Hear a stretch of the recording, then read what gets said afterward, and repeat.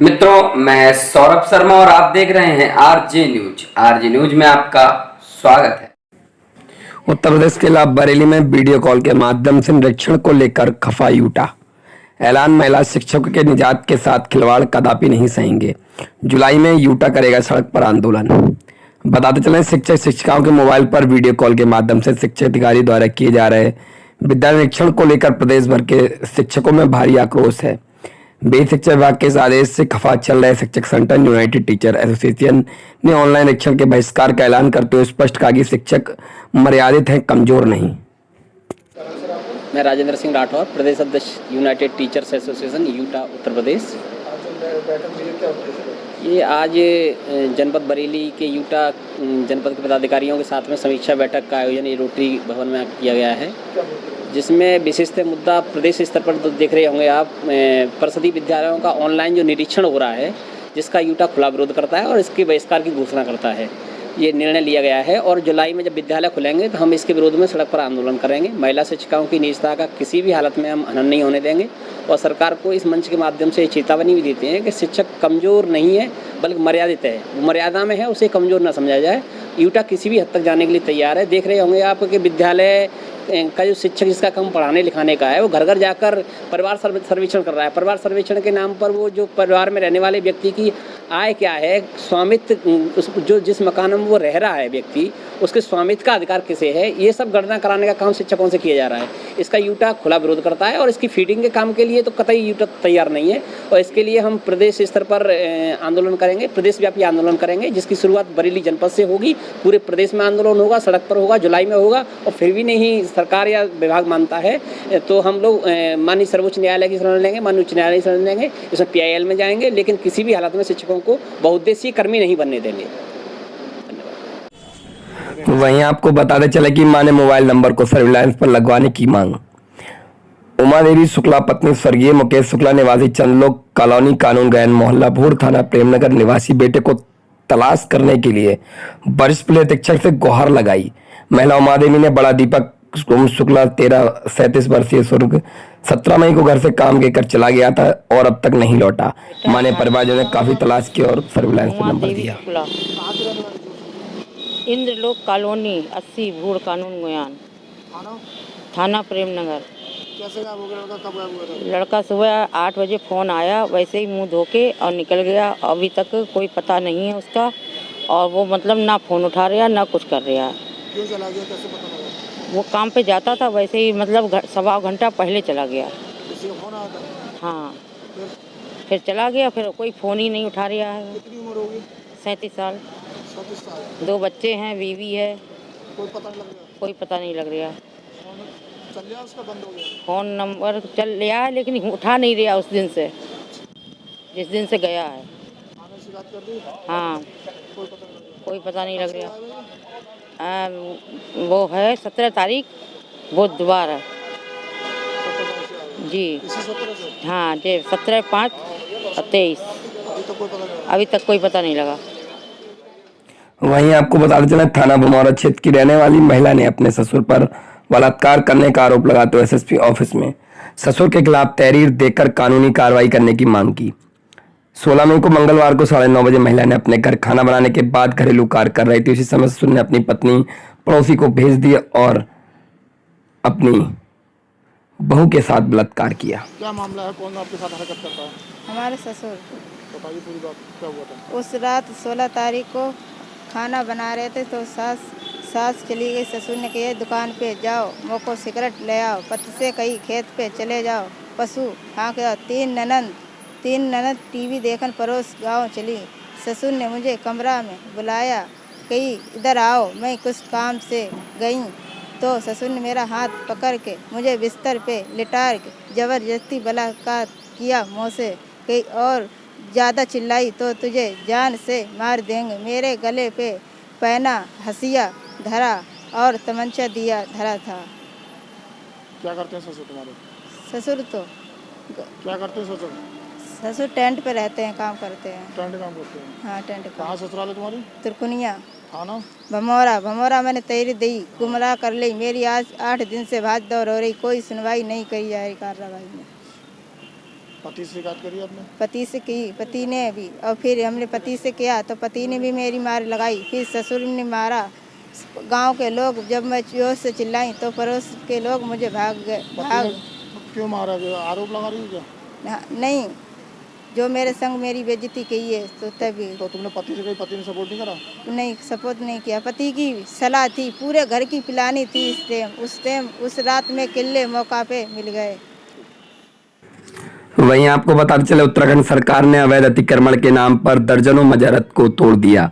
मस्जिद को भी तोड़ा गया। इस मुद्दे को लेकर देश भर में मुसलमान में बेचैनी व रोष पाया जाता है। संबंधित ऑल इंडिया मुस्लिम जमात के कार्यकर्ताओं ने मौलाना साबुद्दीन रजवी बरेली के क़यादत की कलेक्ट्रेट एहतियाती मुजाहिद की। उसके बाद प्रधानमंत्री को संबोधित एसीएम प्रथम को ज्ञापन दिया। मामला आज ज्ञापन दिया? आज ऑल इंडिया मुस्लिम जमात के बैनर तले हमने जिलाधिकारी महोदय को ज्ञापन दिया है, जिसको सिटी मजिस्ट्रेट साहब ने रिसीव किया है। और असल मुद्दा ये है कि उत्तराखंड सरकार मज़ारात को शहीद कर रही है। अब तक 1 दर्जन से ज़्यादा मज़ारात शहीद किए जा चुके हैं और एक मस्जिद भी शहीद की जा चुकी है। अवैध कब्ज़े के नाम पर एक अतिक्रमण चला रखा है। और ये दरअसल है क्या, वो उत्तराखंड के मुख्यमंत्री पुष्कर सिंह धामी वहाबी विचारधारा के ख़िलाफ़, वहाबी विचारधारा के हाथों खिलौना बन चुके हैं। और चूँकि वहाबी विचारधारा सूफी विचारधारा के ख़िलाफ़ है, इसलिए सूफियों के मज़ारात को तोड़ा जा रहा है, उनको शहीद किया जा रहा है। तो ये इससे तमाम पूरे देश नहीं, पूरे प्रदेश नहीं, बल्कि पूरे मुल्क में मुसलमानों में रोष है। और इस सिलसिले में हमने ज्ञापन दिया है और हम प्रधानमंत्री से हमने शिकायत की है और हमने टाइम मांगा है। मिलने के बाद हम मुख्यमंत्री की शिकायत करेंगे। चूँकि प्रधानमंत्री नरेंद्र मोदी जी सूफी विचारधारा की वकालत करते हैं और कई मंचों पर इस बात को वो कह चुके हैं कि सूफी विचारधारा ही एक ऐसी विचारधारा है जो देश की एकता और अखंडता के लिए काम कर सकती है और जोड़ सकती है। और अब तक जो आतंकवाद हिंदुस्तान में नहीं पनप पाया, उसकी वजह भी सूफी विचारधारा ही है। तो सूफी विचारधारा के खिलाफ पुष्कर सिंह धामी अभियान चला रहे हैं और यह अभियान दरअसल वहाबी विचारधारा की ही देन है। तो इसलिए वहाबियों के हाथ में वो खिलौना बने हुए हैं। तो हमारी मेमोरेंडम के ज़रिए ये हमारी मांग है कि प्रधानमंत्री इससे हस्तक्षेप करें, क्योंकि वो उनके ही नुमाइंदे पुष्कर सिंह धामी हैं। और तत्काल प्रभाव से मज़ारात को शहीद करना, मस्जिदों को शहीद करना, इसके अलावा और भी जो धार्मिक स्थल जो तोड़े जा रहे हैं उन पर भी रोक लगाई जाए। और अगर रोक नहीं लगाई जाती है तो पूरे उत्तराखंड में हम आंदोलन चलाएंगे, धरना करेंगे, प्रदर्शन करेंगे। खुद मुख्यमंत्री के आवास के सामने हम धरना देंगे। उत्तराखंड सरकार। वहीं आपको बताते चलें, दबंगों की फायरिंग वीडियो हुआ वायरल तो बहड़ी पुलिस ने नहीं की कार्रवाई। पीड़ित ने लगाया पुलिस पर आरोप, दबंगों के इशारे पर बेटे को पकड़ ले गई बहड़ी पुलिस। मामला है जनपद के बहड़ी थाना क्षेत्र के गांव मड़नपुर जनूबी निवासी समीम मियां पुत्र हिदायतुल्लाह वरिष्ठ पुलिस अधीक्षक कार्यालय। क्या नाम है आपका? समीम मियां। क्या मामला है, पूरी बात बताइए। मामला ये था कि जैसे जंगल में पानी भर रहा था, वो छींटे दे के चला गया। इस बच्चे ने कहा कि संभाल के चला ले, होश में हो के छींटे आ गई ऊपर। भाई इसी बात पे फिर कुछ नहीं, ये बच्चे घर आ गए, हम वहाँ सामान समेटते रहे। एकदम इनसे सब जाके तमंचा लेके घर में हर्रा गए। तमंचा खाए जो 2 बच्चे थे, इन्होंने छीन लिया। तमंचा छीनने के बाद फिर वो बंदूक लेके आ गए। मूवी भी है बनी हुई इसकी। बंदूक लेके आ गए, जैसे फिर पब्लिक जैसे इकट्ठा हो गई, इन्होंने फिर सबको धकिया धुकी, हमारे बच्चों को भी घर में कर दिया, उनको भी हटा दिया। फायर भी करे, खाली बंदूक लेके? हाँ, फायर भी करा। हवाई फायर किए थे? हाँ, हवाई फायर। इसमें किसी चोट लगी क्या मारपीट में? चोट तो नहीं लगी किसी के। धमकी दी? हाँ, बस धमकी दी और तमंचा छीन लिया बच्चों ने। हाँ, वो तमंचा फिर 100 नंबर बुलाई, 100 नंबर तमंचा लेके फिर कहा कि ले ये थाने लेके चलो, थाने दरोगा जी को दियो। वो दरोगा जी को दिया जाके थाने। देने के बाद कुछ नहीं, जब पुलिस आई तो उन्हें भी धमकाया आई, हमारी मार्फत की बात करी। फिर 11:30 बजे आन के पुलिस आई तो कहा कि सीओ साहब भी थे, कहा कि चलो बताओ उनकी रिश्तेदारी कहाँ कहाँ है। तो कहा अच्छा चलो। तो जब गए तो वहाँ जाने के बाद रिश्तेदारी भी कुछ नहीं पूछी, ना कहीं कोई दबिश डाली, लौंडे को हमारे बिठा लिया। तो क्या कोई दबाव पड़ गया ऊपर से, क्या मामला है? क्या अब ये तो ऊपर वाला ही जाने या पुलिस वाले जाने दबाव पड़ा या क्या हुआ। हम तो इसी उसमें थे कि दबिश के लिए ले गए। हम कार्रवाई आपकी तरफ कर दी? कार्रवाई हाँ हमारी तरफ ही कर दी होगी। आपका वीडियो भी आपके पास? हाँ वीडियो भी है हमारे पास। बंदूक लिए घूम रहे हो? हाँ वीडियो है बंदूक की, वीडियो है बंदूक। क्या चाह रहे हो? अब हम ये चाह रहे हैं, हमारी उम्र कोई सुनवाई नहीं हुई ना, हमारे बच्चे को पकड़ के बिठा लिया और वो भी जिसका ने बंदूक थी उसको भी पकड़ लिया है जैसे, और हमारे लौंडे को भी उसके साथ पकड़ लिया है। धक्के दिए, मारा पीटी करी। एसएसपी ऑफिस में बेजुबान की बचाई जान। बताते चलें कि कबूतर के पास मांझा के फंसने पेड़ पर लटक गया था। जनता के सहयोग से कबूतर को माए से निकाला गया, तब जाके उसकी जान सुरक्षित बच पाई। वहीं आपको बताते चलें, साइबर क्राइम ने दवा व्यापारी का बैंक खाता किया सीज। एसएसपी से की शिकायत। इज्जतनगर के वीर सावरकर नगर निवासी राकेश सिंह ने बताया कि उनकी बालाजी मेडिकल नाम से दुकान है जो कि IVRI गेट के सामने है। मेडिकल पर वे जानवरों की दवाई बेचते हैं। उनका एक्सिस बैंक में बचत खाता है। उन्होंने ऑनलाइन पेमेंट लेने की सुविधा गूगल पे, पेटीएम आदि QR कोड के माध्यम से ले रखी है।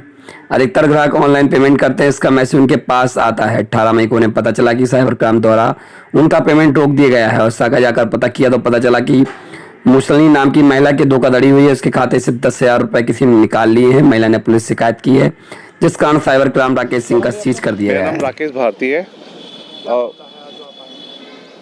ये गुजरात की एक लेडीज हैं। उन्होंने उनके अकाउंट से कोई फ्रॉड हुआ है 10,000 रुपये का, और मेरे दुकान, मैं एक शॉपकीपर हूँ, मेडिकल का काम है मेरा। मेरी शॉप पे एक व्यक्ति आया, उसने मेरे से 2600 रुपये की दवाई परचेज़ करी और ऑनलाइन ट्रांजेक्शन 2600 रुपये का मुझे करके चला गया। उसके आगे मुझे कोई जानकारी नहीं है। 5-6 दिन बाद मुझे बैंक से पता चलता है मेरा अकाउंट फ्रीज कर दिया गया है। अकाउंट उसकी मुझे कोई जानकारी नहीं है। उन्होंने यही लिखा है कि आपके अकाउंट में सस्पेक्टेड ट्रांजेक्शन हुआ है, इस वजह से उन्होंने अकाउंट मेरा फ्रीज कर दिया है। उसकी मुझे कोई जानकारी नहीं। वो उसने, हाँ, इसमें 3 लोगों के इसमें एप्लीकेशन में लिखा हुआ है, 2-3 लोग और हैं उसके साथ में भी उसने ट्रांजेक्शन करे हैं। उनका ट्रांजेक्शन का नाम पता है बस उनका। गुजरात में जी जी। SSP जी, SSP क्राइम से। वहीं आपको पता चले, पीड़ित की बेटी के साथ छेड़छाड़, अब दे रहे हैं जान से मारने की धमकी। शहर के थाना क्ला क्षेत्र के कटगर निवासी पीड़िता वरिष्ठ पुलिस अधीक्षक के कार्यालय पर पहुंची। वरिष्ठ पुलिस अधीक्षक के प्रार्थना पत्र देते हुए उसकी नाबालिग बेटी को पड़ोसी दबंग काफी समय से गंदी नजर से देखता था। समय मौके मिलते भद्दे भद्दे इशारे करता था। वहीं भी पीड़िता ने आज लगभग अपनी छोटी बेटी बुखार दवाई लेने गई तो उन्होंने एसपी दफ्तर में आके शिकायत की। मतलब एक दिन मैं खबर देता रहा तब ना मैं इसलिए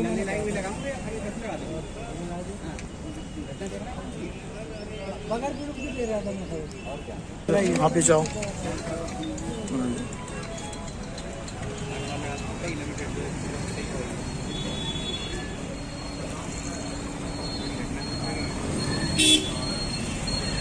कितने समय से परेशान कर रहा है वो? काफी टाइम से। मोहल्ले का रहने वाला है? पड़ोसी है।